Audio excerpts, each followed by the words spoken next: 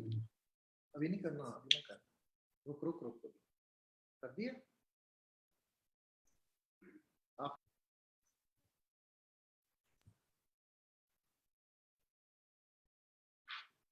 Bismillahirrahmanirrahim. Assalamu alaikum and good morning. I am General Harun Aslam, retired, and I welcome you on behalf of the Ipal Institute of Policy Studies for a live webinar titled Significance of Professional Education and Specialist Training in the Real Estate Sector. The webinar will focus on how professional real estate education and training can help the industry grow and adopt the best practices. First of all, I would like to say just a few words about the Ipal Institute of Policy Studies. It is an independent research institute with the mission to generate, track, and advocate public policies toward the achievement of sustainable development in Pakistan. It is the first think tank in Pakistan that has a sharp focus on research on all dimensions of real estate development. In addition to taking on research projects for policy advocacy, IIPS has embarked upon the concept of swift research, wherein it undertakes time-bound research and compiles a series of reports for policy and decision makers' attention. About today's webinar, the real estate sector of Pakistan has become a lucrative investment avenue for local and overseas investors, which can be a potent driver of economic development. However, lack of professionalism and academic research has damaged the outlook of the real estate industry.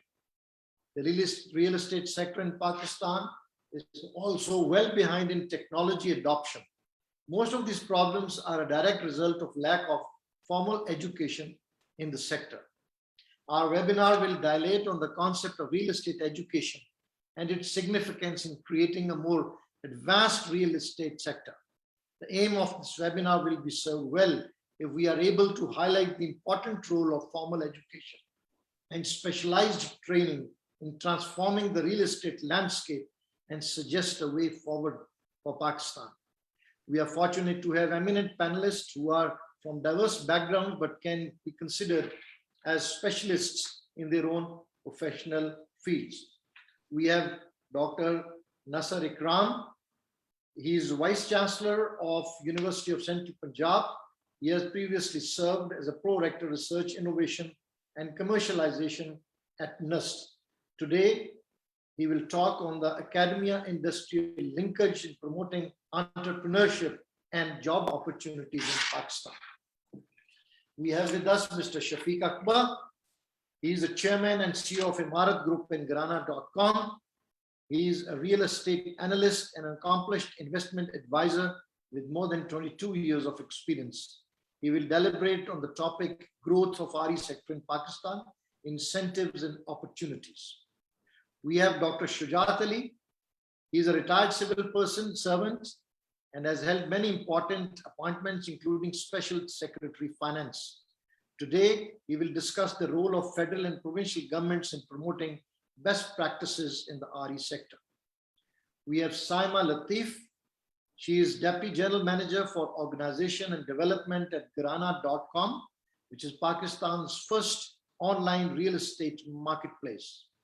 She also teaches introductory courses in the real estate certification course launched by Grana.com in collaboration with National University of Science and Technology. Today, she will talk on the topic RE education, taking the first step.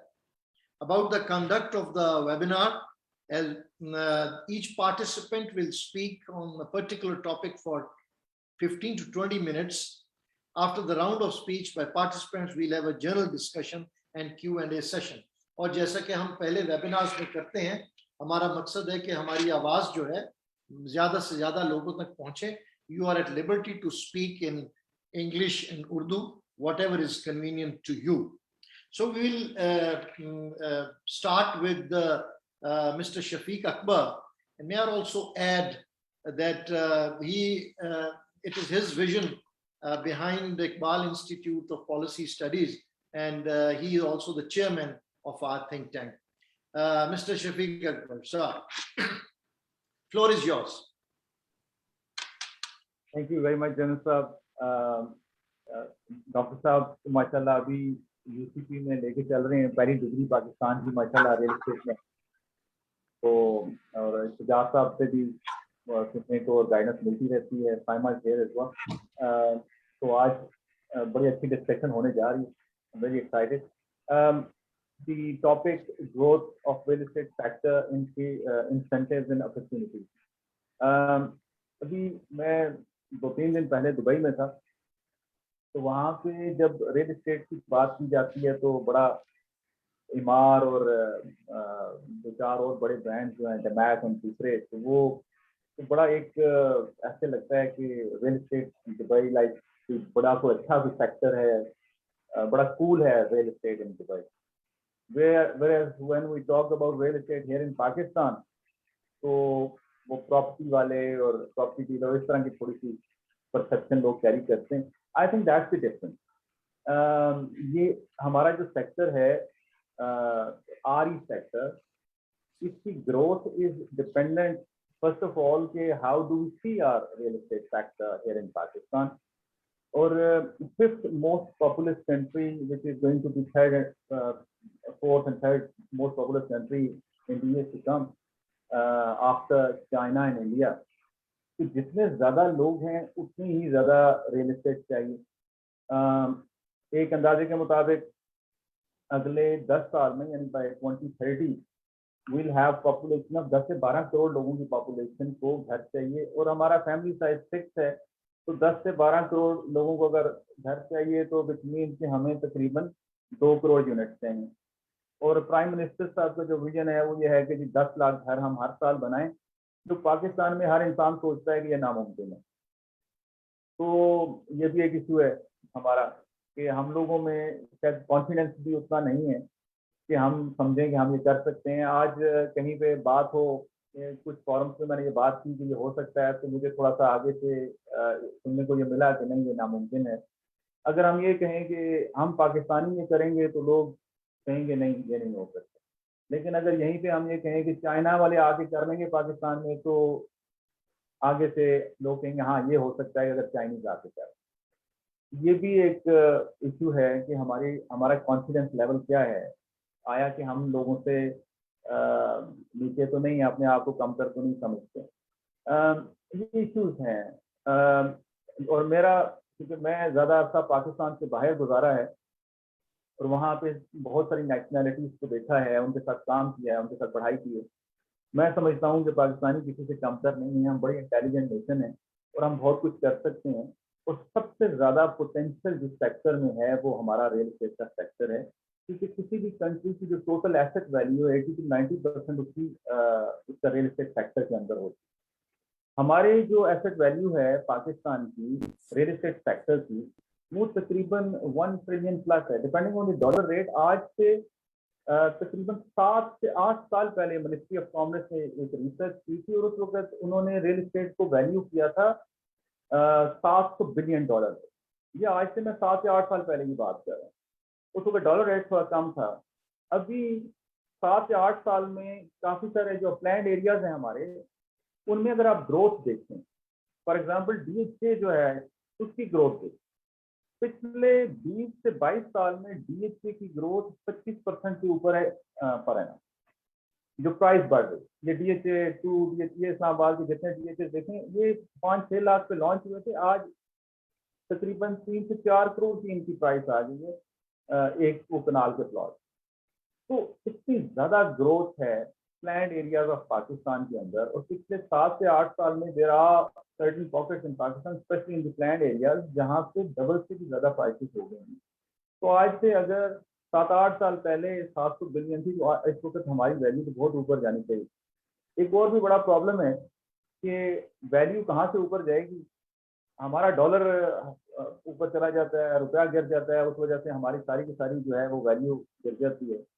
There was a report, एक हमारी report आई 2047 में पाकिस्तान की economy को भी 1 trillion और 2 trillion dollar, लेकिन ये उसमें नहीं लिखा हुआ कि डॉलर रेट क्या होगा। डॉलर रेट जिस तरीके से जा रहा है 5%, ये तकरीबन पिछले 25 से 30 साल का जो रेट है, ये 5% की रुपये की डिप्रिसिएशन है। हर साल रुपया गिर जाता है 5% के लिहाज से। अगर ये ट्रेंड कंटिन्यू रहता है तो अगले 20 साल में जो आज डॉलर के है लेट्स से 165 के है, तो ये डबल हो जाना है, यानी कि 330 रुपए पे चला जाना है डॉलर में। तो हमारी 1 ट्रिलियन या 2 ट्रिलियन वाली इकोनॉमी वो वैसे नीचे आ जाएगी, वो 500 ट्रिलियन पे आ जाएगी। ये सारे इश्यूज जो हैं इनको रियल एस्टेट सेक्टर जो है वो डील कर सकते हैं। पाकिस्तान का सबसे बड़ा प्रॉब्लम भी रियल एस्टेट सेक्टर है और पाकिस्तान का सबसे बड़ा पोटेंशियल भी रियल एस्टेट है। प्रॉब्लम इसलिए है कि आज 60% से ज्यादा कोर्ट केसेस आप देखें कोर्ट में तो वो रियल एस्टेट के हैं। 70% ओवरसीज पाकिस्तानी की कंप्लेंट रियल एस्टेट में, real estate related every third और फोर्थ पाकिस्तानी जो ट्रांजैक्शन करता है उसको इश्यू है। When we talk about the incentive, $1 trillion से ज्यादा की मार्केट है, लेकिन 1.5 से 2 ट्रिलियन की हमारी डिमांड है जो पूरी की जा सकती है। अगर आपके साथ मैं थोड़े से स्टैट शेयर करूं, बिकॉज हमारा जो काम है वो इप्स वाले हमें बहुत सारा डेटा इकट्ठा करके देते हैं, हम आगे जाके लोगों को वो बताते रहते हैं। In real estate, first is construction, real estate development and then the allied industry. अब ये इसका पोटेंशियल है। पाकिस्तान में आज जो हमारा प्लान्ड एरिया है जिसमें टोटल 45 लाख यूनिट्स हैं, और ये आप समझ लें 45 लाख कनाल अगर एरिया में इसको करते हैं आप कन्वर्ट 7,96,000 के लिहाज से अपना जो पाकिस्तान का हमारा टोटल एरिया है, तो ये आधा % बनता है। उस आधा % जो एरिया है उसकी वैल्यू है $500 से $600 बिलियन। ये प्लान्ड एरिया पाकिस्तान है जिसके अंदर हमारी 3-3.5 करोड़ की पॉपुलेशन है, बाकी सारी अनप्लैंड एरिया। प्लैंड एरिया जो है इस पॉपुलेशन के लिए जिसको घर चाहिए, अगर हम क्रिएट करते हैं अगले 20 साल में प्लानिंग के थ्रू, हमने 10 से 12 करोड़ की पॉपुलेशन को घर चाहिए ही चाहिए। अब या वो प्लान तरीके से मिलेगा या अनप्लान तरीके से मिलेगा। अगर प्लान तरीके से हम इसको ये हाउसिंग यूनिट क्रिएट करते हैं तो ये वैल्यूएशन निकलती है 1.5 to 2 ट्रिलियन की, जो कि एसडीपी की डेफिनेशन के लिहाज से भी है या ओवरऑल जो भी हमारा यहाँ पे ट्रेंड है, इसमें 80%, 75 to 80% low cost house, 1.5 to 2 trillion ये हम इस मुल्क की वैल्यू में इंक्लूड कर सकते हैं अगले 20 साल के अंदर, अगर हम 10 लाख यूनिट हर साल बनाते हैं। और ये बिल्कुल मुमकिन है। ये बनाने के लिए हमें 29 बिलियन से 30 बिलियन डॉलर चाहिए, और 2021 में पाकिस्तान में ओवरसीज पाकिस्तानी की रेमिटेंसेस मिला के $25 बिलियन आएगा रियल एस्टेट सेक्टर में। लेकिन अनफॉर्चुनेटली 70% जो है उसमें से वो स्टक हो जाता है यहाँ पे, जिसको कैपिटल ट्रैप कहते हैं, डेट कैपिटल ट्रैप। बहुत बड़ा हमारा पोटेंशियल है। डेली बेस पे अरबों रुपया हम पाकिस्तान का अपने लोगों का नुकसान कर रहे हैं। उसमें सिर्फ थोड़ी सी पॉलिसी बनानी है, पॉलिसी लेकर आनी है अच्छी, और अच्छे तरीके से इस सेक्टर को रेगुलेट करना है।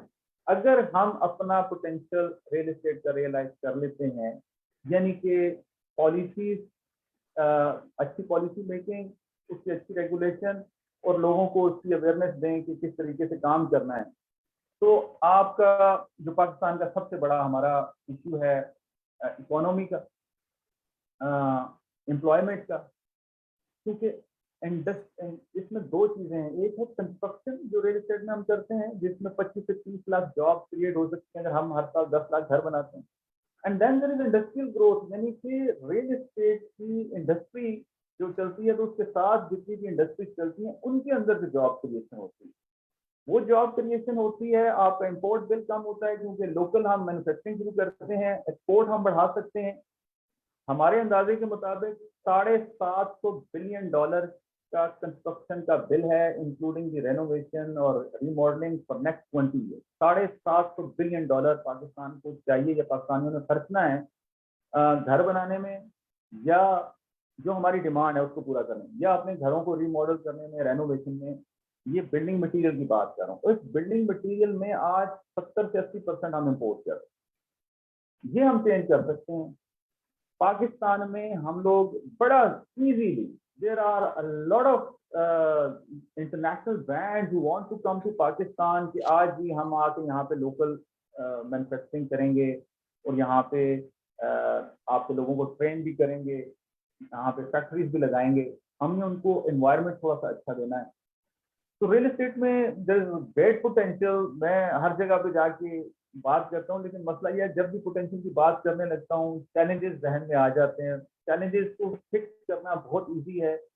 उनको फिक्स करने के लिए जिन पब्लिक इंस्टीट्यूशन ने काम करना है, जो हमारे सरकारी अदारे हैं, जो उन्होंने अपना काम करना है, अगर वो थोड़ा सा जल्दी कर दें तो लोगों का अरबों रुपया जो डूब रहा है डेली बेसिस पे वो बच सकता है।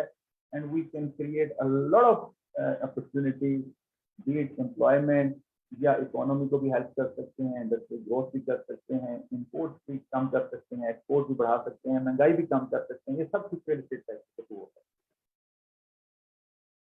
Thank you very much sir. मैं बड़ा पैशनेटली हमेशा अपनी इनपुट देता हूँ आज की, और मुझे खुशी ये है कि thank you Shafiq, it was, जी जी, बहुत शुक्रिया। You actually gave a bird eye view of complete all the dimensions of real estate sector, its growth, its potential, और खास तौर पे जो आपने स्टेटिस्टिक्स कोट किए हैं, दे आर माइंड बॉगलिंग कि कितना पोटेंशियल है रियल एस्टेट सेक्टर में। एक बार आपने एक बात कही कि अगर 10 लाख घर सालाना बने तो कितना एलाइड इंडस्ट्री में कितना फोकस होगा, 30 से 40 लाख नौकरियां मिलेंगी।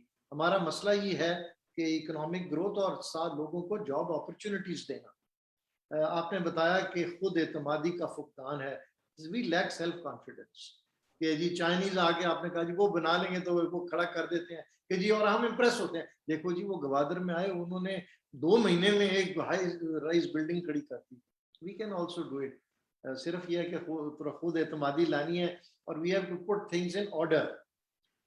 7 years बैक की स्टेटिस्टिक्स आपने बताया कि $700 billion, it's not a mean income, mean sum for Pakistan. इतना एक रियल एस्टेट की वैल्यू 7 साल पहले पाकिस्तान में। एक जो ज्यादा इंपॉर्टेंट एस्पेक्ट आपने बताया कि अरबों रुपए लोगों के, ओवरसीज पाकिस्तानीज के जाया हो जाते हैं रियल एस्टेट में, जो कि मैल प्रैक्टिस की वजह से और बाकी so many reasons. It is mind boggling कि 70 to 80% बिल्डिंग मटेरियल्स इंपोर्टेड। तो देखें कितना पोटेंशियल है कि अगर हमारी रियल एस्टेट में कंस्ट्रक्शन की ग्रोथ होगी तो कितना बिल्डिंग मटेरियल जो है इंपोर्ट होगा। अगर हम यहाँ बनाने लग जाए तो हमारा कितना फॉरेन एक्सचेंज भी बचेगा। Thank you very much Shafiq, बहुत शुक्रिया for dilating on this subject. And may I now request doctor Nasr Ikram, sir, you will speak on academia industry linkage in promoting entrepreneurship and job opportunities in Pakistan. May I add, sir, here for the listeners and the participants that sir is a retired admiral, and this was quite a very interesting fact I learned. So, the floor is yours, sir, Dr. Nasser. So thanks so much for giving me the opportunity. Ladies and gentlemen, or should I say ladies and gentlemen, because it is being streamed on Facebook, so I would take the liberty of saying ladies and gentlemen. Assalamu alaikum and a very good morning. First of all, my compliments to Lieutenant General Harun Alam, retired, President, Ipal Institute of Policy Studies, Advisory Board, for having taken this great initiative of conducting this webinar on the significance of professional education and specialist training in the real estate sector. And I'm sure this has happened for the very first time in Pakistan. And this is so important in order to prepare our value-added human capital specifically for this particular sector, not only for Pakistan, but also for other countries. And that would change the perception which Mr. Shafiq Akbar just mentioned and just alluded to, the difference of perception about the real estate sector in Dubai and Pakistan. I would also like to compliment Mr. Shafiq Akbar, Chairman, Emarat Group, Agency 21, and Garana.com, as well as his entire team for bringing new ideas, products, innovation and much needed oxygen in the Pakistani real estate market, which has resulted from the university perspective into initiation of specialist training, initially at National University of Sciences and Technology, Islamabad, and now at the University of Central Punjab, Lahore, where we have launched a BS program in real estate management. And thanks for affording me the opportunity to be part of this webinar today. Coming to the topic of my talk now, first of all, I would like to highlight as to why university industry linkages are so important. Are these required by the university alone, or industry की भी इसको जरूरत है? So we'll see to it. So ladies and gentlemen, universities all over the world play a pivotal role in a society as creators of new knowledge. So they generate new knowledge and disseminate the knowledge that already exists.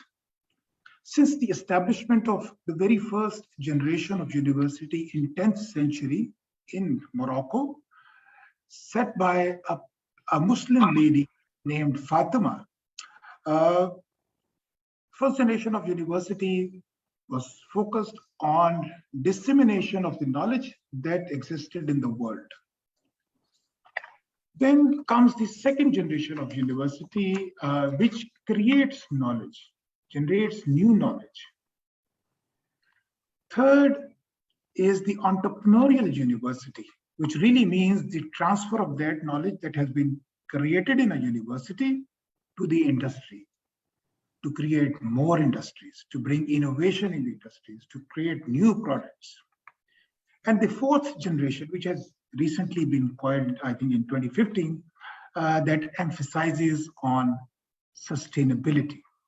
And this sustainability is in a full spectrum perspective, financial, environmental, and so on and so forth. So as the universities, no matter which part of the world or in which and when established, they continue to strive to attain higher level of generations. As they tread this path, they have to have the industrial linkages. For example, from generation 1 to generation 2, research university, they would require input from the industry कि किस किस्म की research हो, applied research किस किस्म की research हो, industry के problems क्या हैं, और वो problems लेके उनके ऊपर research की जाए, and then वो problems, उनकी जो solutions हैं, they should then be passed on to the industry, resulting in creation of new industries, new entrepreneurship avenues, as well as bringing value to the existing ones. So that's how the universities keep migrating to higher level of generation. Another very important area for which university industry linkages are required happens to be strategic in nature. We all know a triple helix model, a quad helix model of innovation. And it is important for having a national innovation ecosystem. चाहे वो quad हो या triple helix model हो, two stakeholders in these models are university and industry. And the other two are the government and the society, by the way. So therefore, in order to promote innovation-led economic development in any country, university industry linkages are mandatory, बहुत जरूरी है. Conversely, if we look at the countries that are pursuing innovation-led development, we would see intimate university industry linkages flourishing in those specific economies and countries. And US, China, UK, अभी उनकी मिसाल मैं भी आपको पेश करता हूँ. So owing to these reasons, over the past few decades, the discussion about whether universities can encompass a third mission of economic development through entrepreneurship and increasing employment opportunities has received great attention. University and industry linkages hence can play a pivotal role in the economic growth and development of any country bringing a win-win situation for both. It is important for the industry to engage with the university, and it is more important for the universities to do so. And it is a win-win situation, and this relation is significant from both the perspectives. So what are the kind of benefits that university-industry linkage would accrue? What's just a few पेश करता हूं. First, these can help develop crucial and relevant skills in the manpower through collaborative education and training, something that goes in line with the theme of today's webinar. Universities' fundamental role is to provide human capital, human resource that the market needs. We shouldn't be sitting on an island producing, churning out graduates and degree holders जो कि market की requirement के मुताबिक नहीं है. So we have to have those relations where with the industry, where our graduates are in line with the requirements of the industry. Second, acquisition of knowledge through technology transfer can take place in an efficient and effective manner अगर हमारी research और जो knowledge that we create is in line with the requirements of the industry. Third, entrepreneurship gets encouraged through startups and spin-offs that are usually hosted in university science parks, और जिस तरह हमारे पास NUST में भी है, National University of Science and Technology में Science and Technology Park. अब इस concept के इस context में the concept of entrepreneurial university, जिसमें के industry linkages are at the pinnacle, has become very popular. Or entrepreneurial universities are involved in partnerships, networks, and other relationships with public and private organizations and foster interaction, collaboration, cooperation among the core elements of any national innovation ecosystem for promoting entrepreneurship and employment within a country.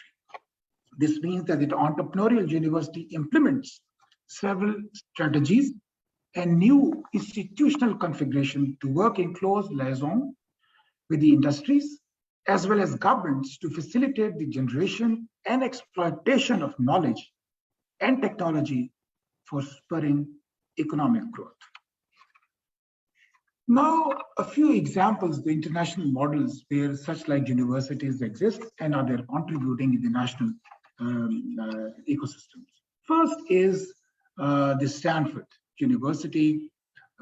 Stanford University, after the World War, with the help of their local government, established Stanford Research Park. Stanford Research Park, they incentivized the industries to be located over there, and that gave rise to what is now known as the Silicon Valley. And it is the Stanford Research Park that propels and fuels the innovation in Silicon Valley with effects all over the world. और इसमें बहुत से programs हैं, Stanford faculty and students can learn about industry perspectives and priorities, and corporate members are exposed to new ideas and research directions जो कि Stanford में चल रही होती. We cross Atlantic and we come to UK. Cambridge का नाम हम सबने सुना है. Cambridge Science Park भी इसी तरह कोई 5 decades पहले establish हुआ और मकसद था कि UK में high tech sector को promote किया जाए. And आज उस Cambridge Science Park में 7,000 लोग हैं जो काम कर रहे हैं, 130 companies हैं, ranging from startups to some of the world leading technology businesses, and they are catalyzing the overall innovation index or that tide in UK. We move to China, which is pursuing innovation-led development so vigorously. Or late 90s or early part of the century में जो उनकी investment थी universities में, उसके results आज हम देख रहे हैं. Tsinghua University, one of the top universities of the world, उन्होंने टुस्पाक शिंगवा यूनिवर्सिटी का साइंस पार्क एस्टेब्लिश किया 1994 में. There are currently 25,000 employees and more than 400 companies in a variety of science fields in this TUSPARK. और TUSPARK सिर्फ Beijing में नहीं है जहाँ शिंगवा यूनिवर्सिटी है, कमोबेश 11 स्टेट्स में है within China. इसके अलावा यूके और वन और टू अदर कंट्रीज में TUSPARK में ग्रो किया है और वहाँ भी उन्होंने अपने science and technology park establish किया. मकसद क्या है साइंस एंड टेक्नोलॉजी पार्क्स का? बीइंग एन एंटरप्रेन्योरियल यूनिवर्सिटी जो उनको होस्ट करती है, mission is to become a platform of innovation and entrepreneurship, a path to opportunities and success, and a bridge between technology and economy. और great opportunities ये TUSPARK इस time provide कर रहा है for Chinese innovators and generating employment opportunities all across. Now we come to Pakistan. थोड़ी सी characterization Pakistan की हो जाए. Pakistani universities mostly are in first generation category, where they just dispense the knowledge that exists in the world. Not many are in the second or third category. However, they have just begun to realize the importance of university industry linkages and embarking upon this path. A striking example is of National University of Sciences and Technology, which established its National Science and Technology Park. Similarly, NED Karachi, IIPS Sakkar, Barrier University, and Air University at Kamra, they are also moving into the same direction of establishing science parks, so that the industry would come and sit in the university and become part of the innovation ecosystem that works over there. लेकिन पाकिस्तान के perspective से कुछ challenges definitely हैं जो कि हम जो kind of इसके फुल जो बेनिफिट्स हैं वो अभी हम रीप नहीं कर पा रहे. सबसे पहले तो there is no national innovation ecosystem with enabling policies and incentives which require university or industry linkages to be formalized and made obligatory as well as duly incentivized. Second, जो है वो हमारी industry expects complete and integrated solutions to their key problems which they share with the university. However, university professors who are not exposed to industries they generally lack giving the complete integrated solution and therefore will confidence जो है shatter हो जाता है. Third, जो technologies universities में development होती है उनकी they are not really aligned with the industry need because of the absence of this university industry linkage. Or fourth, local industries are generally reluctant to invest in R&D, which is one of the major impediment also in establishing the university industry linkages. They expect that R&D money would come from the public kitty or higher education commission through the various sponsorship schemes जो उनकी होती. Well, there are many other challenges, but these are a few of these. So while all the societies have challenges, चाहे America हो, China हो, and like the ones we are facing, उनके थोड़ा सा मुख्तलिफ होंगे. But as we progress, the realization amongst the industries and universities to collaborate for their mutual benefit and for sustainable growth and improving the competitiveness of any economy, ये realization definitely आ चुकी है. It can lead not only to enhancement in entrepreneurship, but also to a substantial increase in the employment levels. Innovation-led development can stem out of universities, which can then leverage upon the reservoirs of youth and stronger industrial connections. As a way forward, what would I propose? First of all, Pakistani national innovation system जो है वो उसके ऊपर बात की जाए. To deliver effective outcomes, a policy framework involving university, industry, and major stakeholders is definitely the need of the hour. Incentives in the shape of subsidies and tax holidays may be given to the industry for collaborating with universities, and obviously universities need to embark upon aggressively on developing these relations. Secondly, the most appropriate approach to promoting university-industry collaboration depends on the country's technological and institutional endowments and its willingness to consider the promotion of these linkages as part of the broader science, technology, and innovation policy program. हमने STI policy 2012 में पाकिस्तान ने बनाई, never implemented STI policy. So ये हमारी country की STI policies जिसमें कि एक स्ट्रेटेजिक लेवल इसने ग्रो करना है, UIL ने, यूनिवर्सिटी इंडस्ट्री लिंकेजेस ने, वो हमारी वो लैग करती है.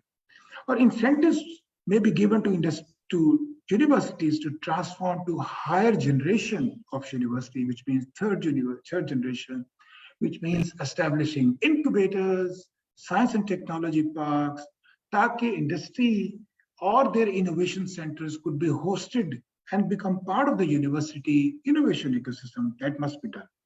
और जिस तरह के नस्ब में हुआ, and I'm so pleased that Imarat group of companies has established on Garana.com has established their innovation center at the National Science and Technology Park.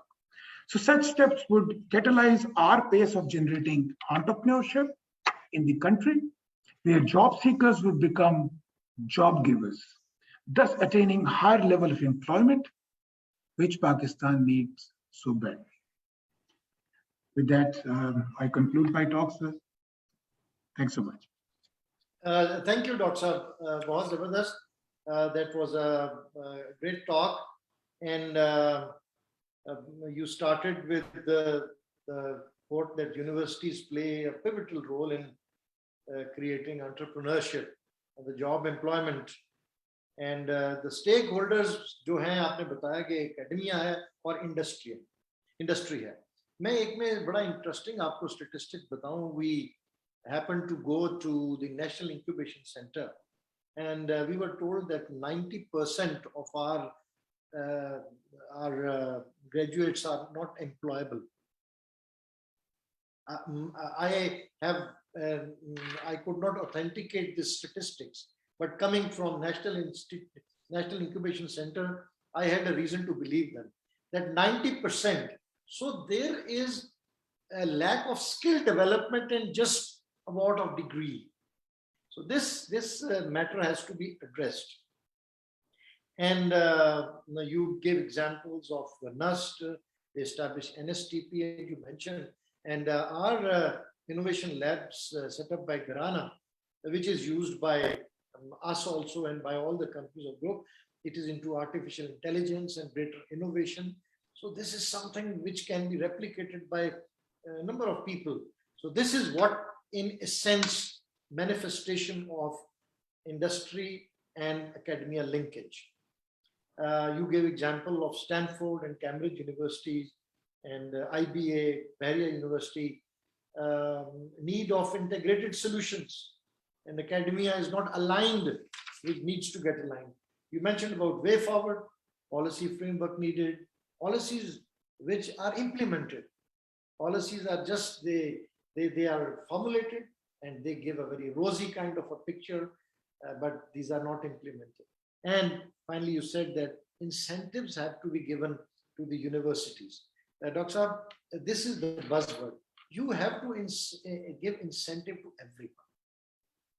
Incentive to entrepreneurs, incentive to industries, because if you incentivize, there will be people who will be coming forward to play their role in national development. Excellent, sir.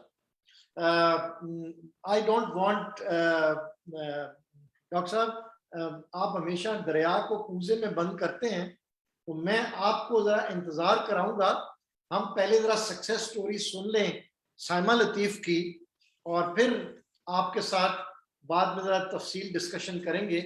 So I would request now Sama Latif to take the floor, and she'll be speaking on RE education taking the first step. Over to you.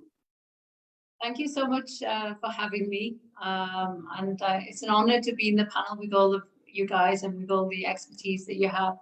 And I think some of the things Chairman Mr. Shafiq Akbar was talking about, not just the challenges, but the growth within the real estate sector, has really played a huge part in starting a journey of more of the linkages that Dr. Nasser is talking about, with having the linkages with the university. And really that first step was taken because of two people with the same vision coming together and saying, actually, this can happen. So a huge thank you to our chairman, Mr. Shafiq Akbar, and Dr. Nasser Ikram for really taking the first step. So it really started off with a concept, an idea.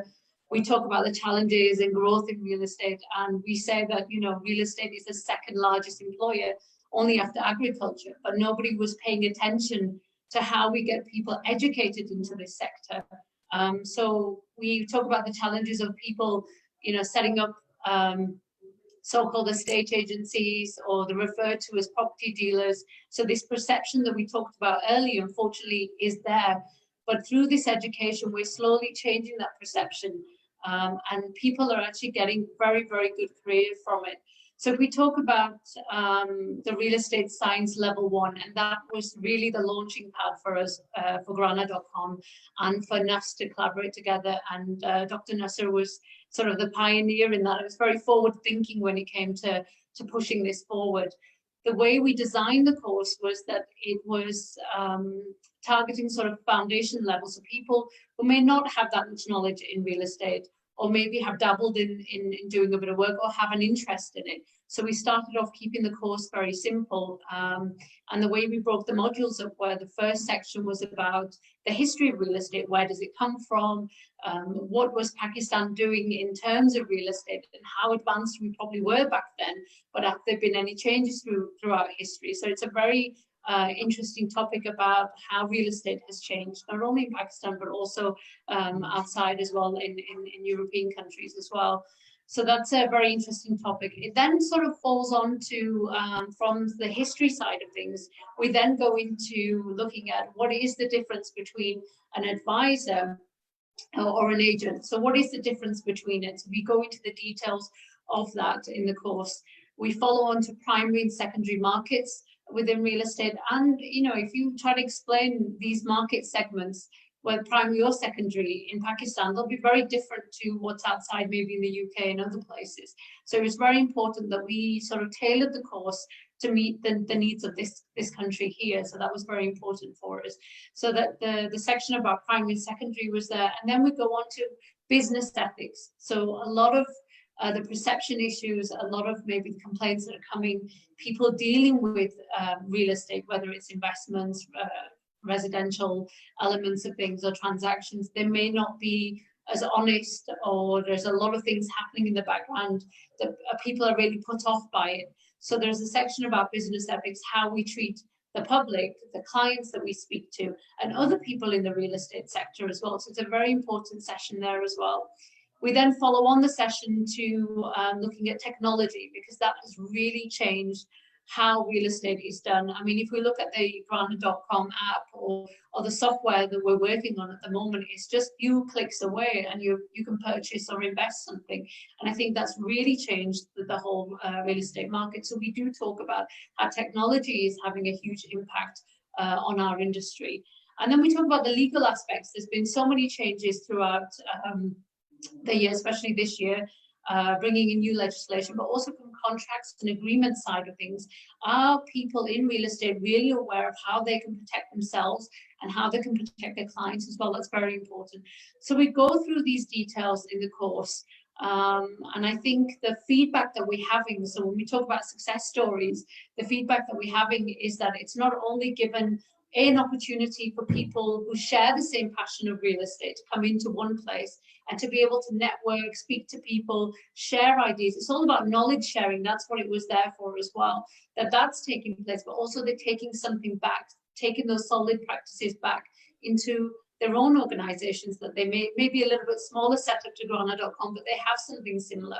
And they've seen the achievements of our group and they want to sort of mirror that. And we're able to give them the tools and tips to make that happen for themselves. So overall, it's been a huge success. And we talk about, you know, the scary statistics you just shared there, General Saab, about, you know, people graduating and then maybe they're not that employable. So that's quite scary to hear. But this course has really allowed people a platform to get into real estate and secure jobs as well from the course that's been running. So it's been a huge success. We've done 3 sort of batches of the course. We're on our final batch, which will take place on 8th of October.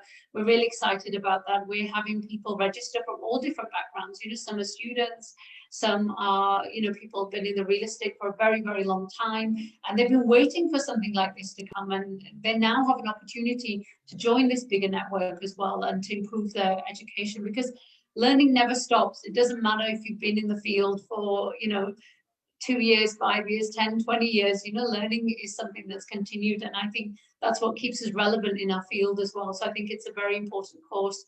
And there's no way this could have happened without, you know, our chairman, Mr. Shafiq Akbar, and obviously Dr. Nasir Ibrahim for all the support that we've had to make it this successful. And so thank you so much for that. And for someone who is sort of overseeing the RE science, I'm enjoying it myself. I love speaking to people in the real estate sort of background and the benefits they're getting from it. You know, people securing jobs afterwards is a huge positive for me, that we're able to create that market for people. So overall, really good positive feedback.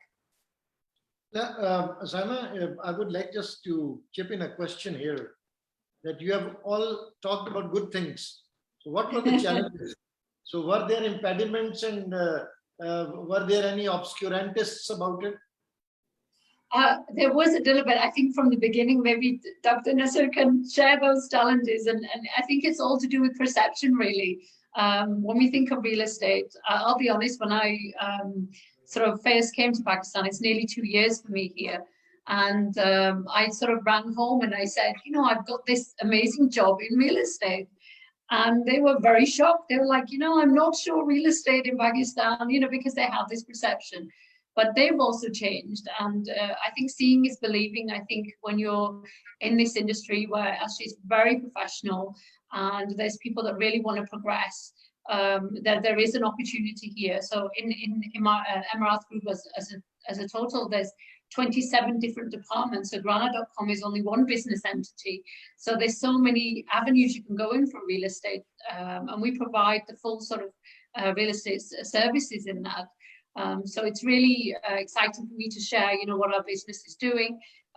We launched Emarat Learning Hub as well. So that's really exciting, where we're introducing more and more training for our own teams and people in real estate as well. But when we go back to the challenges in the beginning, I think it was very much the perception of real estate and trying to sort of get people to maybe share the same vision that we had for the industry. That was one challenge. The other challenge was well, what can you teach us in real estate? You know, we kind of know our things, and this is how it's done. And a lot of people treated real estate professionals as an add-on to maybe a different career that they have. But I think when people started coming onto the course, they started realizing actually this is a complete full profession to be going into, where the earning potential is very, very high for people. So I think that's been a really good selling point for us as well, that, you know, the ability to earn is huge in real estate. Thank you very much. Thank you. I think, good exposition. One thing, you know, you highlighted also, and I would just like to amplify that point, that actually it was the encouragement and the patronage which you got from Dr. Nasser and from our chairman, Shafiq Akbar. So absolutely. People in position, they are, you know, actually encouraging you, and they are involved in, you know, making something happen. So that as much it becomes easier. And to me, this will interest you, Dr. Shujat, that to me, government of Pakistan and state should be the biggest patron of everything. They have to patronize. It is the state.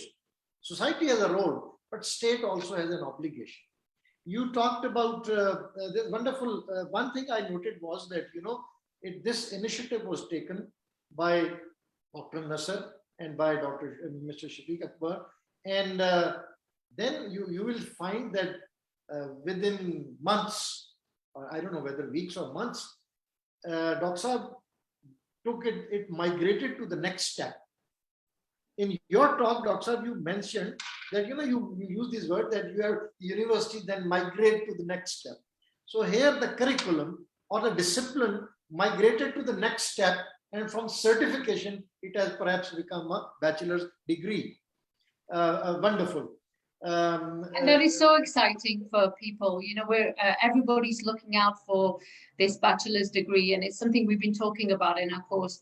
It is a massive step, and to see it, I've had the privilege to go through the course outline actually, Dr. Nasser, and it's so exciting to see what you've put in there, the semesters, the way they've been broken up. There's economics, there's finance, there's so much in there. And it's so exciting that, people can actually go on to do a bachelor's degree in real estate. And it's really showing how forward thinking you really are with this. And you've really helped us launch that. So thank you so much for all your support. Thank you, Saima. I was mentioning that the state, who represent the state? Various organization, institution, but one is the government.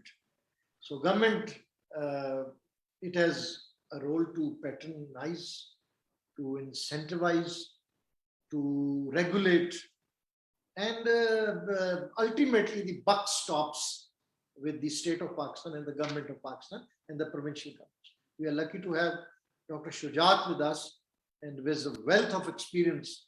And what I've noted is that he actually, with his candid talk, and his focused research, he's one of our speakers and participant panelists who actually carries out research on that subject and then comes up with his opinion. Sir, floor is yours, Doctor. Thank you, sir. एक minute मुझे देख लेंगे. जी, आवाज आ रही है sir आपको? Can you hear me? Hello? Can you hear me? जी ठीक है. Okay ji. Thank you, sir. I'm grateful to the Ipal Institute of Policy Studies, Shafiq Akbar Saab, General Harun Aslam Saab, for giving me this opportunity to be a panelist amongst other distinguished panelists. I've been a regular participant of these panelists. Again, I'm thankful to IIPS for giving me these opportunities to air my views and opinions on the kind of issues that are considered important for the country and for the various sectors of the economy. तो मैं आज मैंने ज़्यादातर research जो की sir वो मैंने मुझे सबसे पहले तो मैं कॉम्प्लीमेंट करूँगा कि ग्राना की मैंने as part of this preparation blogs देखे मैंने ग्राना के different sites, and also saw that some of these blogs are being circulated on other blogs. Like when I typed real estate development, so I reached some blogs called Gatwala Exchange. Gatwala is a place in Faisalabad, so Gatwala Hub or something like that. So वहाँ पे when I went down to there was a Grana blog, verbatim, taken over from the Grana websites and placed there, because I'm sure the audience there had use for this kind of a knowledge. तो एक तो मुझे ये अच्छी चीजें, फिर मैंने as part of the preparation I also went through the curriculum of this real estate course at the University of Central Punjab. So as Madam Saima said, a lot of good things there. It's a very comprehensive. I would like to commend the people who have done this job for having done a great job in terms of, because this is a pioneering, a trailblazing kind of a thing in Pakistan. So, and I'm sure it will catch on. Others will emulate and like to adopt or adapt or whatever, this pioneer activity that has taken place. अब ये मैं अब state की बात आ गई, going back to state versus the private sector. तो बिल्कुल जनरल साहब ने ये इन्वायरमेंट जो मार्केट डेवलपमेंट है, ये बेसिकली इसका जो that behind the scenes the facilitator and the patron is the government. So the environment is created by the government in which the private sector has to flourish. The government cannot do everything. तो ये तो एक basic बात है। और मैंने there was a webinar earlier on real estate development in which I participated, and general साहब से बात कर रहा था, मैंने दोबारा सुना आज उसको, तो मैंने उसमें जो हिस्ट्री ट्रेस की थी उसमें the first four decades, most of this real estate activity was being sponsored by high-end activity was being sponsored by the states. Things like Gulberg and PCHS and satellite towns and things of that sort. Much of that was happening, high-end activity, proper integrated was happening in the public sector. But after in the last 2 decades, after the turn of the century, I had made this, I'd taken this position that after about, let's say, after the year 2004 onwards, and then in this preceding decade, in our economic history, ये जो भी outgoing decade है, the private sector activity in real estate has generated a momentum of its own, and it's come into its own really. And वो जो जिस किस्म के players एक thriving market को define करते हैं, we have seen the emergence of those players. Brokers आ गए हैं, speculators आ गए हैं, land developers आ गए हैं. So there is a multiplicity of players that enriches a marketplace. That has begun to happen, and that has become a self-sustaining activity now. The way I look at it. As an outsider, a spectator, but also I'm a little bit of dabbling in this world as well. So ये बहुत एक अजीब phenomena है, और this is happening at a very fast pace. The private sector is pretty much catching up with the world, but somehow the state is not keeping up with the pace with which the private sector wants to move ahead. अब इसके अंदर जो there are huge gaps here, and closing those gaps is a very essential activity in terms of unlocking that value potential that Shafiq Akbar Saab referred to, that huge value potential in real estate activity in terms of wealth creation, in terms of job creation, and in terms of overall aesthetics. The uplift of generally the standard of living in the country, the parks that we have, the infrastructure that we have, that kind of uplift is also a part of this overall activity. In terms of becoming a modern economy and modern society, real estate has a very important role to play.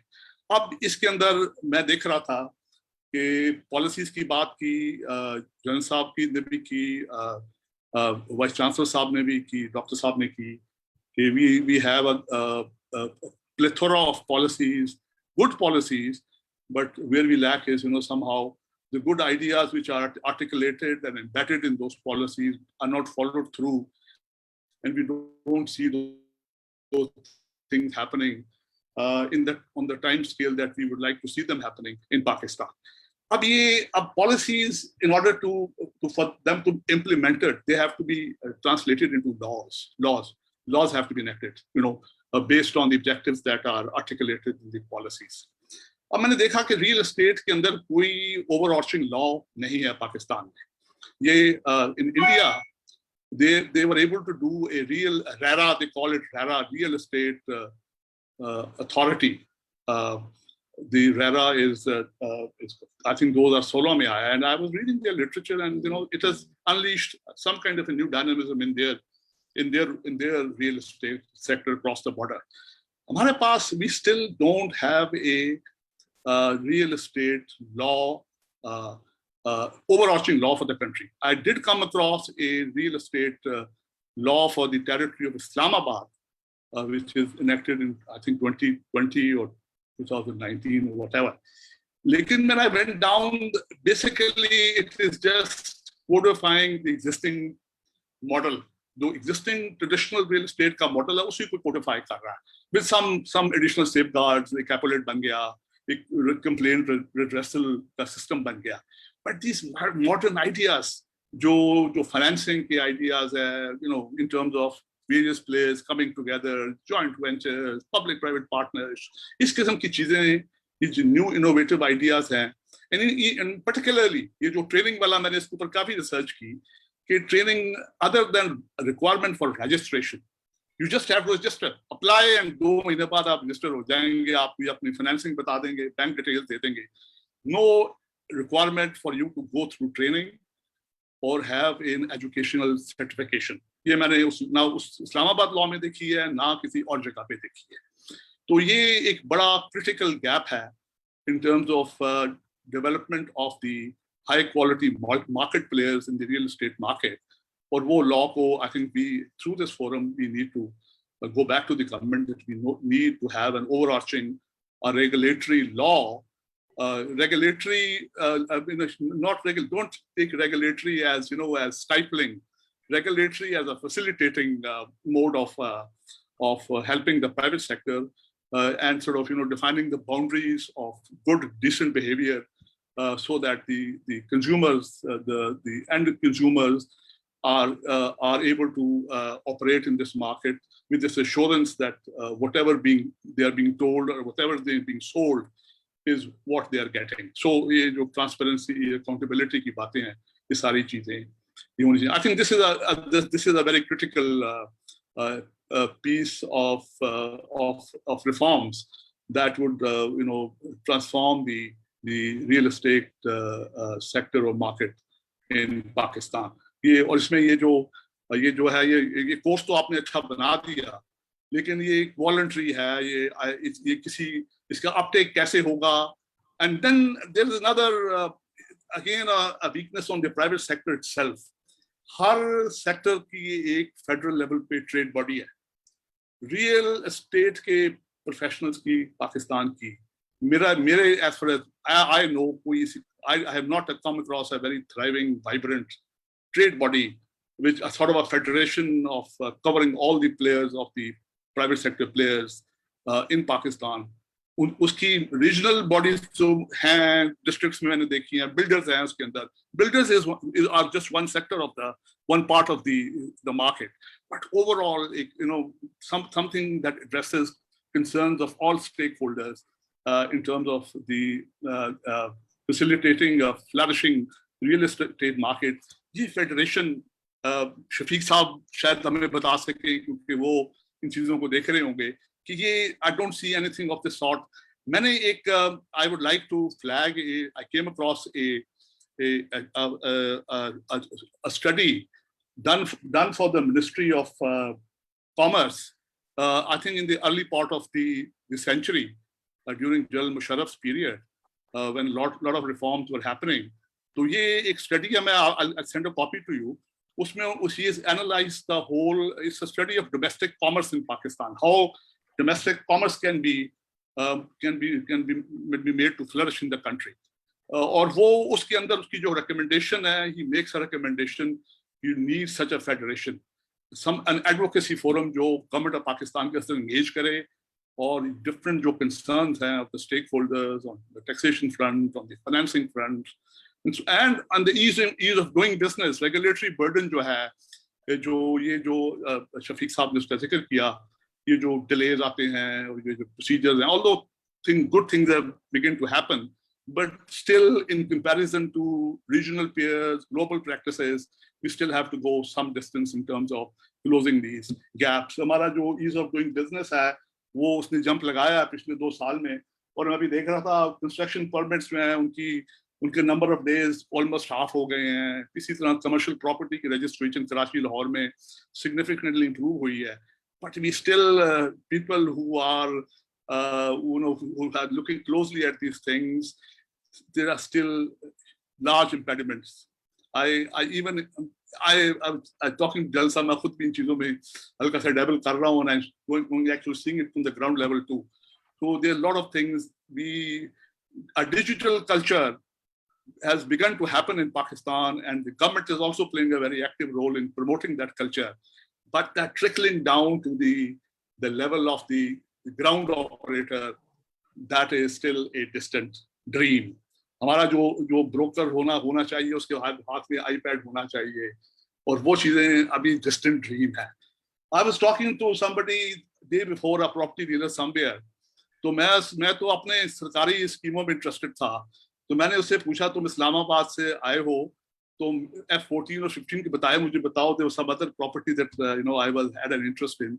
तो उसने मुझे कहा कि वो तो सेठ की property है, वो सेठ की प्रॉपर्टी है. And this concept has stuck with me कि ये जो प्राइवेट सेक्टर का जो ये डेवलपमेंट्स हैं, वो the property dealer was looking at it as a set property. And a set property is something which ये एड हॉक है, ये आर्बिट्ररी है, ये आपका कोई आपको ऑनर करेगा नहीं करेगा, वो आपसे डील करेगा, वो आपको 3 साल का टाइम देगा, वो आपको, मैं खुद एक I'm dealing with somebody whom I know very well, and the 4 years have passed, and I've stopped paying him my installments because I know him well. I say कि तुमने you have not delivered on your part of the deal, मैं ये पैसे बंद कर रहा हूँ. मैंने withdraw नहीं किया उसके साथ because I know him too well, and but he now has given me another 3 years, so I will get something almost after 7 years if I'm still alive. I keep telling him that if I'm still alive. And this is how this is right in the heart of Islamabad, and so I think the government has to play a role here. अब मैंने वो जो इस्लामाबाद का law उसमें देखा कि उसमें लिखा हुआ है कि आप इंटरेस्ट भी देंगे, आप उसको कॉम्पनसेट भी करेंगे, आप सब चीजें करेंगे. These were all music to my ear. Seeing in the law, I thought these were good things, but I'm sure in terms of implementation, getting to enforce those things would be a Herculean task for a. And then there's talk of an appellate tribunal. Then we need to have largely to do with government activities, but we need to have some kind of a private, some kind of a body, a complaint center. जो हमारे overseas investors की बहुत issues हैं. वो Prime Minister's portal is addressing some of these issues, but we need to have more decentralized arrangements where consumers can actually, take up their concerns with a body, a neutral body, which can help them, play some kind of a role in terms of resolving their issues. इस किस्म की चीज, or some kind of a dispute resolution. Dispute resolution is there in the law, but an alternate dispute resolution का system भी किसी form में real estate sector में ये develop करने की जरूरत है if we want to see this sector flourishing at the speed that we want it to see it happening. तो ये चीज हो गई. फिर financing is an issue. Financing के ऊपर ये बहुत बड़ा mortgage market जो पाकिस्तान की है. Again, यहाँ पे बहुत सारे initiatives government ने लिए हैं, यहाँ इंस्टीट्यूशन भी बन गए हैं, और आई थिंक स्टेट बैंक ने कुछ थोड़ा सा वेट भी अपना थ्रो करना शुरू कर दिया है ऑन द सेक्टर.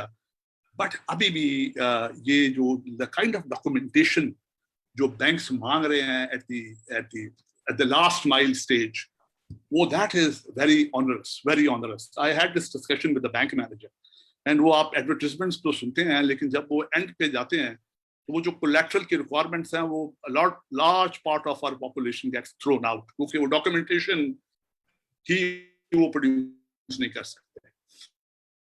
अच्छा सर, दूसरा digital land records is again huge challenge. ये हम गवर्नमेंट सेक्टर में इसके ऊपर कई सालों से काम कर रहे हैं. जब मैं नौकरी में आया था 35 years ago, तो एक प्रोजेक्ट था गवर्नमेंट का कसूर में, और वो 20 साल चलता रहा. उसमें से कुछ ज्यादा कसूर से बाहर नहीं निकला. So, but it began to इसमें there was a lot of impetus to it, added to it, and things did happen. A lot of things happened in the early years of this century. और पंजाब में तो वो काफी हमारे digital records काफी हद तक जो है by and large it's digitized.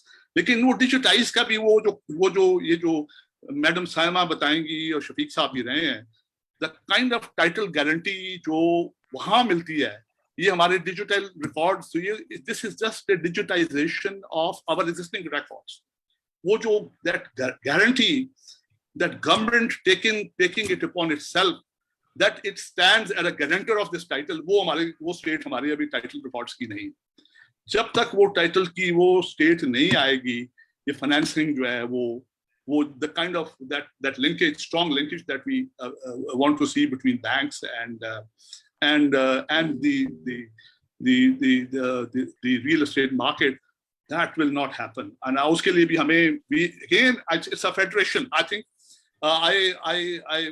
in my period, when I used to work in the province, मैंने industries में काम किया, skills के ऊपर मेरा थोड़ा सा knowledge है, मैं थोड़ी सी बात भी करूंगा इसके ऊपर. तो वो मैं ये चैम्बर ऑफ कॉमर्स के साथ बहुत ज्यादा इंटरेक्शन मेरी रही पंजाब के अंदर. तो मैं उनको हमेशा ये कहता था चैम्बर ऑफ कॉमर्स को कि आप लोग रिसर्च क्यों नहीं करते. आप जब कभी भी जाते हैं गवर्नमेंट के पास, किसी फोरम पे जाते हैं, तो आप शिकायतें करते हैं ज्यादातर टैक्स इंस्पेक्टर्स की और लेबर इंस्पेक्टरों की, बट वो जो इनोवेटिव आइडियाज बिल्स की तरफ से आने चाहिए, वो आप लोगों की तरफ से क्यों नहीं आ रहे. आपने सारा का सारा खाता जो है वो हुकूमत के ऊपर छोड़ा हुआ है.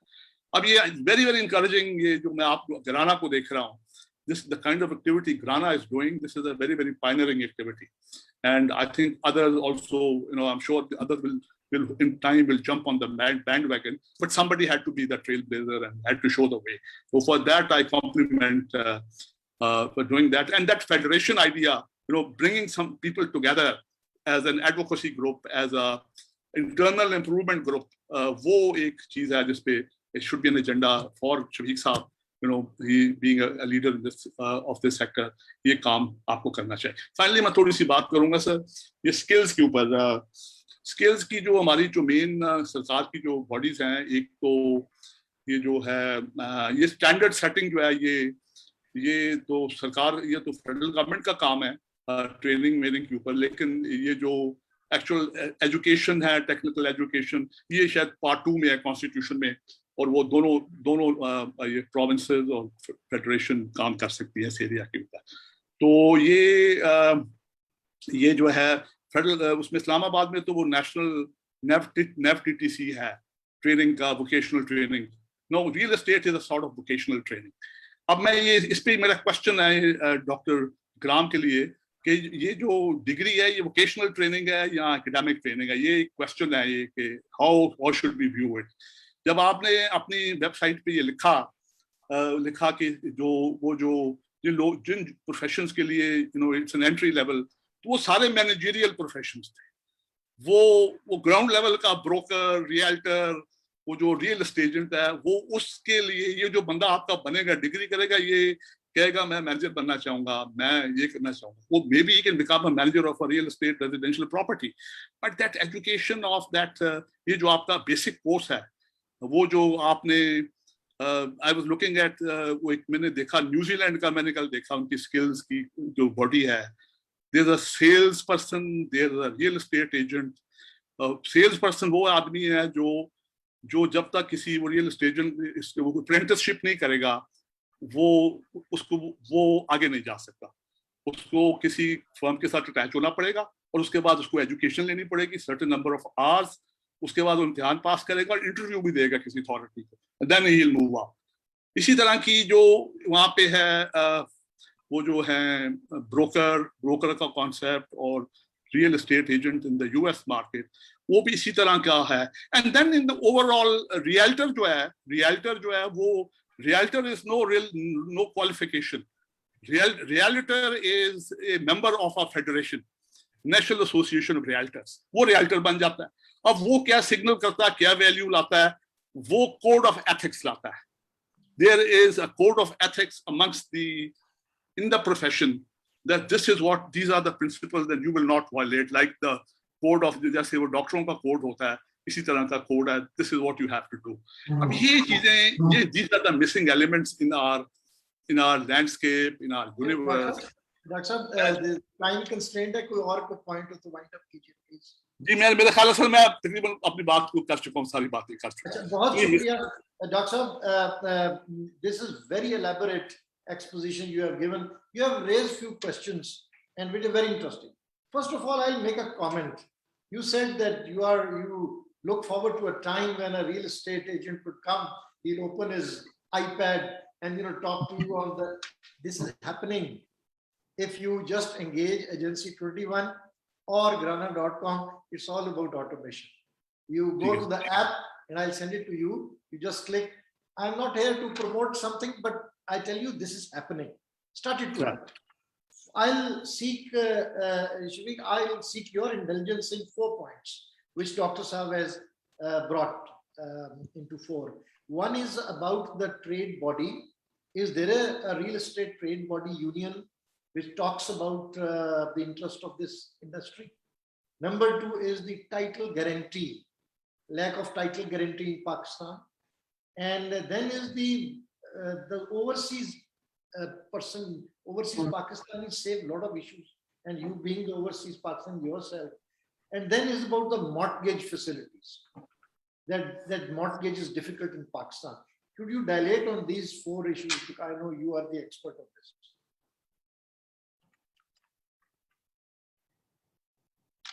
ये म्यूट है शायद आपका, आवाज नहीं आ रही। जी सर, अब आवाज आ रही?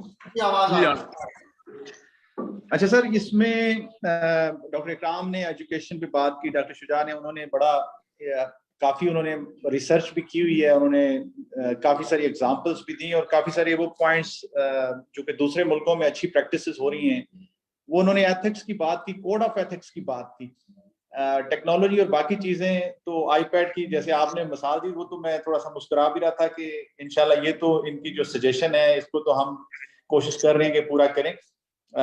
सारों के पास तो अभी नहीं है, लेकिन इंशाल्लाह बहुत जल्दी पूरे पाकिस्तान में everybody is going to have this iPad और व्हाटएवर डिवाइस के वो उस पे लोगों को दिखा सके।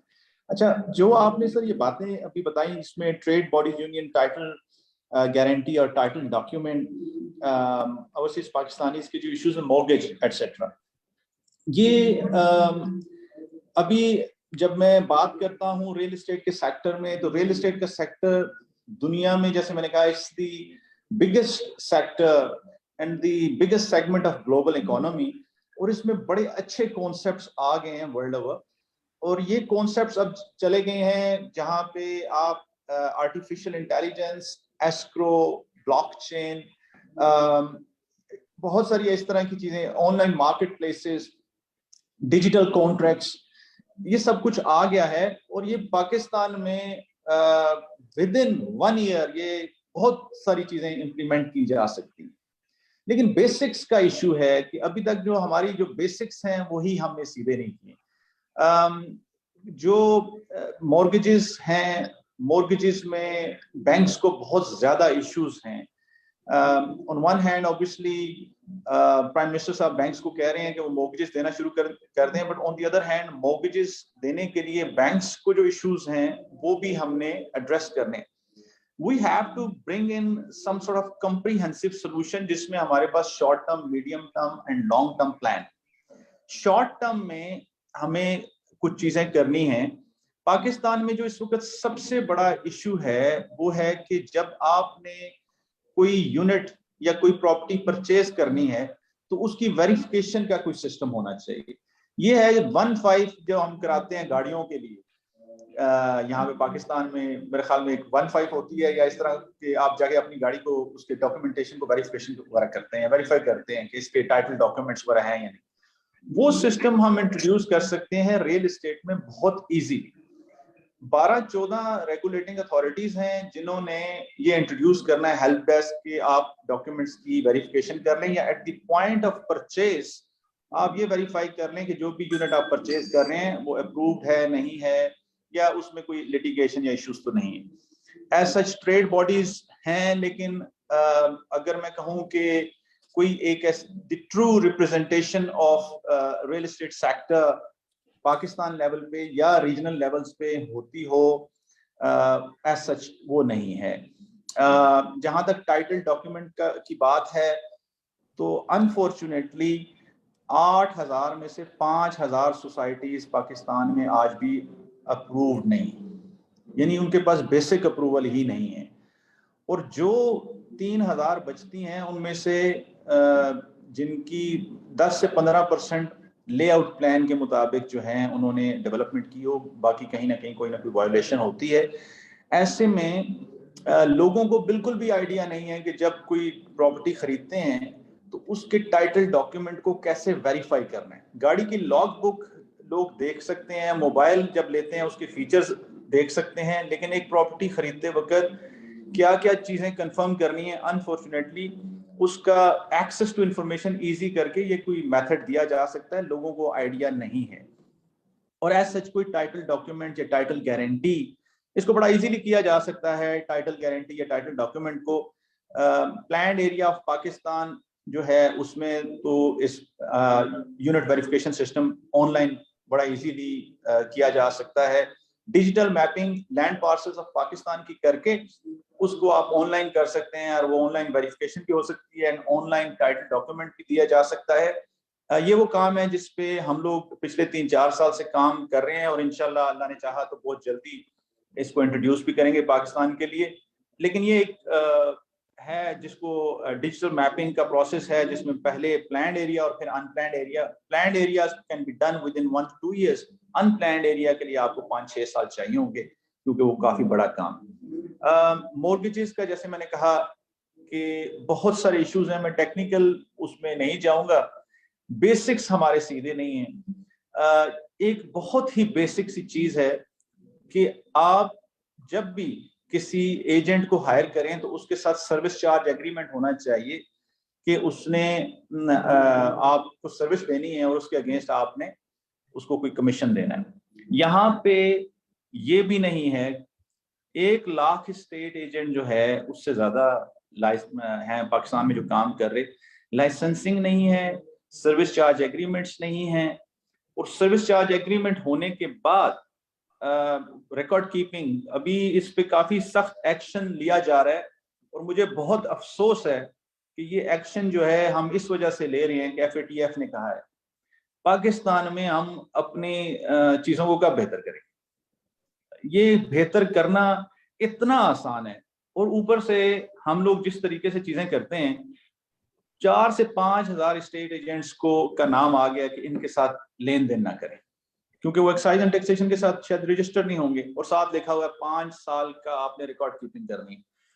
कभी पाकिस्तान में 1 साल की भी किसी ने रिकॉर्ड कीपिंग नहीं की। लोगों को आपने एक पॉलिसी देनी है, एक फ्रेमवर्क देना है, उनको किस तरीके से उन्होंने ये काम शुरू करना है, उसमें लाइसेंसिंग करें स्टेट एजेंट्स की, उसके बाद उनको प्रॉपर एक फ्रेमवर्क दें कि उन्होंने अपनी प्रैक्टिसेस कैसे करनी है और उसके लिए बहुत सारा काम होना चाहिए।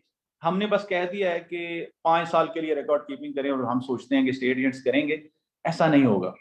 तो ये बेसिक्स सर हमारे अनफॉर्चुनेटली सही नहीं है। अगर हम बेसिक्स पे काम करें विच मींस रेरा की प्रॉपर ट्रू सेंस में इम्प्लीमेंटेशन करें, स्टेट एजेंट्स की लाइसेंसिंग करें, उसके बाद स्टेट एजेंट्स को अच्छे इंसेंटिव्स दें जो अच्छी प्रैक्टिसेस कर रहे हैं, टैक्स के इंसेंटिव्स दें और दूसरे इंसेंटिव्स दें। छोटी छोटी चीजें, digital mapping, proper record keeping, ये छोटी छोटी चीजें हैं। कॉन्ट्रैक्ट लॉ के थ्रू जैसे मैंने कहा सर्विस चार्ज एग्रीमेंट्स, छोटी कोर्ट्स होती है, मजिस्ट्रेट कोर्ट्स यहाँ पे पाकिस्तान में है नहीं है, रेवेन्यू कोर्ट्स जो होनी चाहिए, हम हाई कोर्ट में जाते हैं कोई इशू हो जाता है। So we have to basically work on the basics first before we think of the sort of modern practices जो कि दुनिया में बाकी जगहों पे होती हैं। और ये बेसिक सीधे करने में हमें ज्यादा टाइम नहीं चाहिए, 6 months to 1 year में काफी कुछ सीधा किया जा सकता है। एटलीस्ट हम एक इंफ्रास्ट्रक्चर या एक फ्रेमवर्क दे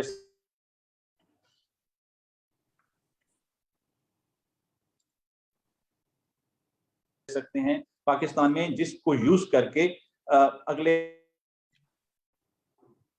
आई थिंक वो कनेक्टिविटी इशू हो रहा है।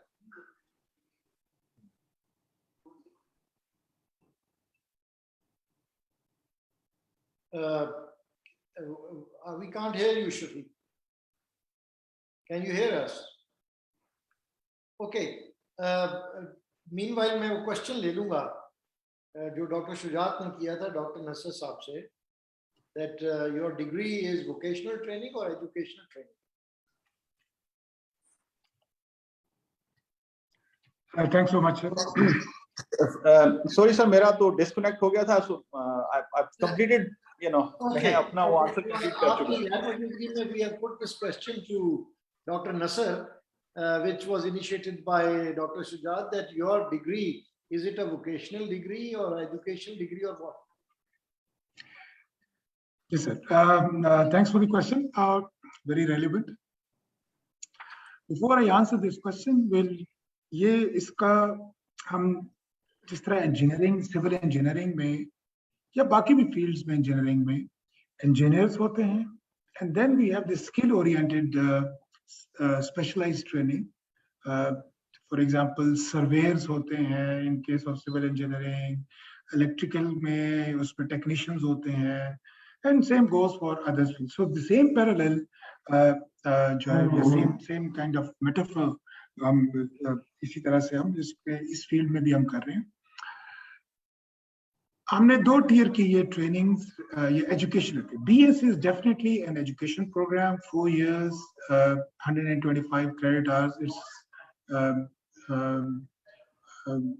comprehensive program जिसमें के engineering, legal और regulatory, marketing, economics, finances, ये pillars हैं उस डिग्री के. और आपने कोर्सेज को डॉक्टर शुजात अली ने काफी डीपली कोर्स करिकुलम को या कोर्स स्टडी स्कीम को देखा है. सो इनमें ये तमाम हमने फ्लेवर रखे हैं. एंड ग्रेजुअली अभी ये फर्स्ट मूव है. Gradually we will be adding specialization at the last semester. जैसे जैसे मार्केट की हम फीडबैक लेते हैं और वो स्पेशलाइज्ड होंगे with majors in finance, with major in legal related to real estate, and so on and so forth. So it is a full-fledged educational program, जो high value added human capital that the market needs उसके लिए provided. And we have plans to move on to the postgraduate level as well after we are done with this BS program. वो इसको 2-3 साल के बाद इंशाल्लाह. जो second आपका था कि स्पेशलाइज्ड ट्रेनिंग और जो प्रोफेशनल ट्रेनिंग है वो या कॉमन जो अभी मार्केट में जो लोग हैं उनको कैसे उसमें कैसे वैल्यू ऐड की जाए, एक्सट्रीमली इम्पोर्टेंट. और उसी के लिए हमने पहले नस्ट में ये ट्रेनिंग स्टार्ट की और वो स्पेशलाइज्ड ट्रेनिंग थी to add value to those who are currently engaged in this sector, और उनको हम कैसे transform करें to give better value to their clients and customers and customer experience वो enhance हो सके. But from NUST I moved to this university. हमने वो degree program चूंकि admissions होने थे इसलिए वो हमने launch कर दिया. At the same time we are simultaneously working on launching specialized trainings जो कि लाहौर की काफी बड़ी रियल एस्टेट मार्केट है उसको वो एड्रेस कर सके, जिसमें हम शॉर्ट कोर्सेज ऑफर करेंगे जो कि 3 days से लेके 6 months तक डिप्लोमास या वो, और उसमें ज्यादा फोकस होगा skill oriented and those areas जिसमें कि अभी हमारे जो करंट इस रियल एस्टेट से रिलेटेड जो लोग डिफरेंट एरियाज में काम कर रहे हैं उनके लिए स्पेसिफिक ट्रेनिंग हो. दोनों की करिकुलम की डेवलपमेंट, ट्रेनिंग की भी, स्पेशलाइज्ड ट्रेनिंग की भी और एज बीएस प्रोग्राम की, हमने डिफरेंट यूनिवर्सिटीज की प्रोग्राम्स को देखा और डिफरेंट ट्रेनिंग्स हो रही थी उनको देखा. लेकिन more importantly this curriculum have developed, co-developed by garana.com, and we hope that these are co-delivered as well, because Pakistan में अगर हम challenges देखें तो ये इस टाइम इसकी फैकल्टी होना वो जरा एक चैलेंज है हमारे पास, जिसको हम co-delivered by garana and like उनसे हम definitely we look forward to their help and facilitation. Thank you, Doctor. I thank all the panelists, and this is a unique webinar. There are about 3 dozen webinars I have conducted so far. I had 6 questions, and which trickled in, and in the course of your presentation, all the questions have been answered. This is the kind of the comprehensive thing. There's only one question which needs an answer. Is real estate education recognized by Higher Education Commission? Doctor. You're going to go with that one? Yeah, you can speak. Then I'll ask. No, I just think following on from what you were saying about, is it a vocational course and those kind of things. The course that's been launched at UCP is very much an educational course. And I think the trainings that we're doing is very much more practical level courses for people that are already in the field that may want to network and meet other people. So I think there is a definite, you can differentiate that. It's definitely the UCP one at the moment, very much educational based. You've gone through the semesters that are in there. There's a lot of detailed work in there, and hopefully that would move on to more of a, maybe even into a master's later on as well.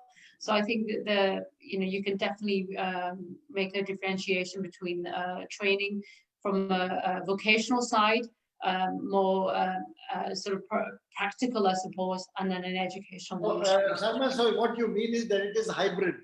It includes education and we have to have both. I agree. Practical education. We have to have both to address some of the issues that we have. I mean, some of the things we're talking about are more ethical issues that people are facing. We talk about the technology, having the iPads and things. I thought you were going to start selling a bit of what Grana.com did, but I think we're already in that phase. We're developing our own software, those kind of things. So we've really moved a lot. आप connect होंगे ना Grana.com and so you will find a touch of modern technology, a lot of it. Dr. Nasser, ये HEC का जरा बताइएगा. जी sir, just before I come to the HEC, मैं साहिबा के ने जो बात की है उसको just beef up करूँगा. 8 semesters में हर एक semester पे हमने field trip रखा है. मैंने जो direction दी थी for the one who developed or assisted me in developing that curriculum, मैंने कहा कि field trip रखना है उनको. हर सेमेस्टर में लेके जाए और एक्सपोजर दें. Take them to Gwadar and let them see the port. Port की इंजीनियरिंग, पोर्ट की कंस्ट्रक्शन, ग्वादर की डेवलपमेंट इस टाइम हो रही है and this generation must see that development. Take them to the north और दिखाएं उनको कि डैम कैसे बनते हैं और ताकि उनको वो एक एक्सपोजर वो मिल सके. पाकिस्तान में large dams after Tarbela जो है वो large dams नहीं बनते. So every semester they would be going into the field trips 1 week, no matter which part of Pakistan वो mega projects हो रहे हो. Similarly जो mega projects construction के हैं, commercials के हैं, they would be going there ताकि हम उनको full exposure दें into this. Coming back to HEC. HEC sir ये since this is real estate management और management का जो है वो accreditation जो body जो HEC से है, so उसमें as a management course we have no issue in initiating or running any course. So इसमें HEC की तरफ से कोई ऐसी restriction नहीं है और no problem at all on that account. However, for post-graduation courses, one has to apply to HEC, which we will do, as I earlier mentioned, that we will have an experience of about 3-4 years running this course, and then we will launch our PG program, the postgraduate program, just where all the universities are obliged to go to HEC or its approval lena hoga. So BS ke liye department mein we are just going that. Thank you very much. एक सवाल सा पूछ लूं, doctor साहब से पूछ लूं थोड़ा सा, सर इजाजत दें मुझे. HSC देखें, जब आप HSC मैंने देखा HSC कुछ एरियाज में करिकुलम अंडर ग्रेजुएट करिकुलम भी अप्रूव करती है, लेकिन आपने कहा कि उसकी कुछ एरियाज की एक्रेडिटेशन बॉडीज अलग हैं, वो HSC नहीं है. तो आप आपसे कोई पूछे, आप ये BSc वाला बाहर के मुल्क में जाना चाहे, पोस्ट ग्रेजुएट करना चाहे और वो इस डिग्री की कोई रिकग्निशन मांगे कि ये कौन सी बॉडी इसको रिकग्नाइज करती है, तो कौन रिकग्निशन, वो इक्विवेलेंस कौन देगा, कौन इक्विवेलेंस देगा आपकी डिग्री को? सर जो ये हमने लॉन्च किया है बिजनेस स्कूल से, UCP business school, faculty of management sciences, वो इस केस रिस्पॉन्सिबल है और स्पॉन्सरिंग फैकल्टी है. और बिजनेस स्कूल की जो एक्रेडिटेशन है वो NBAC है, नेशनल बिजनेस एक्रेडिटेशन काउंसिल. ठीक है. That's a government body. वो government body है, ये business है.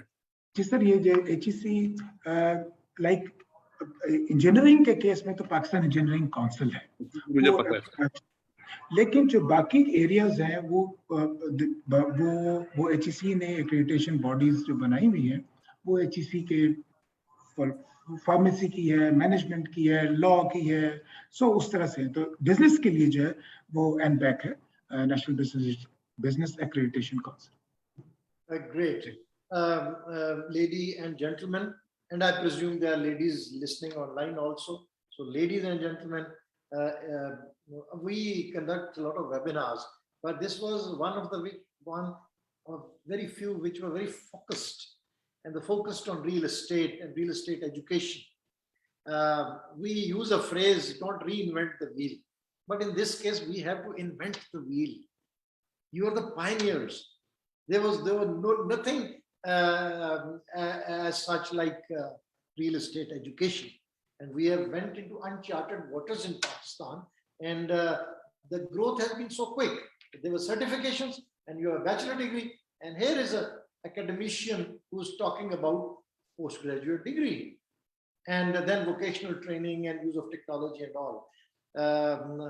Very grateful to all the participants, Dr. Nasser Ikram, Mr. Shafiq Akbar, Dr. Shujat Ali, Saima Latif. It has been one of the most rewarding, intellectually rewarding webinar. The distinction of Ipal Institute of Policy Studies is that we pick upon subjects which are unique, which are pioneering. You know, there are think tanks, a number of think tanks which talk about interstate relationship, what's happening in Nigeria and US interests and interstate relations. But we are the pioneers in a sense that we focus on policy advocacies and subjects which matter to the common people of Pakistan. How to create job opportunities, how to ameliorate the sufferings of the people, the common masses, how are they affected by the policies?